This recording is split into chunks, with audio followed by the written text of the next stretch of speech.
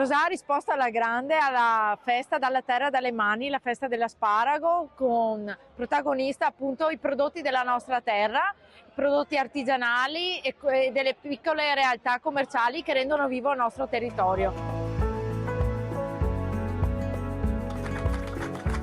Un successo, l'ennesimo, per una manifestazione che ha saputo unire più che mai.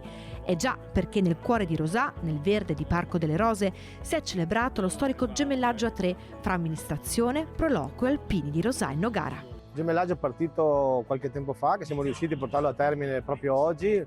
Un accordo sottoscritto e sancito di fronte alla gente, credo che sia una prospettiva per i nostri prodotti, ma soprattutto un segno di amicizia tra il comune di Nogara e il comune di Rosà. Penne Nere e Proloco che insieme si sono rimboccati le maniche per cucinare, ma non solo. Organizzare una manifestazione di questa caratura è un dispendio di energie che riesce solo se condivisa. Un evento che ha saputo unire. Infatti le associazioni di Rosà hanno risposto ancora una volta presente. Grande afflusso di famiglie con il Paese dei Balocchi e il Trucca Bimbi di Irigem presi d'assalto.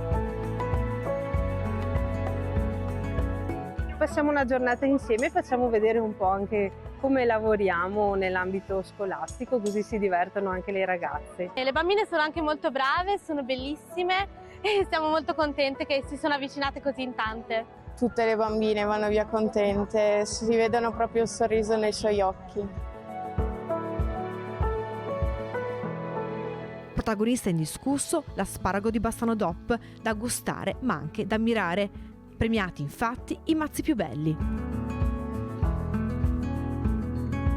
Spazio anche ai riconoscimenti per il contest fotografico Vivere la campagna di Rosà. Un territorio che è il Veneto, che è ricco di eccellenze agroalimentari, ma soprattutto anche una sinergia delle nostre realtà territoriali, le Proloco, le amministrazioni che trovano delle intese per valorizzare sempre più quelli che sono i prodotti.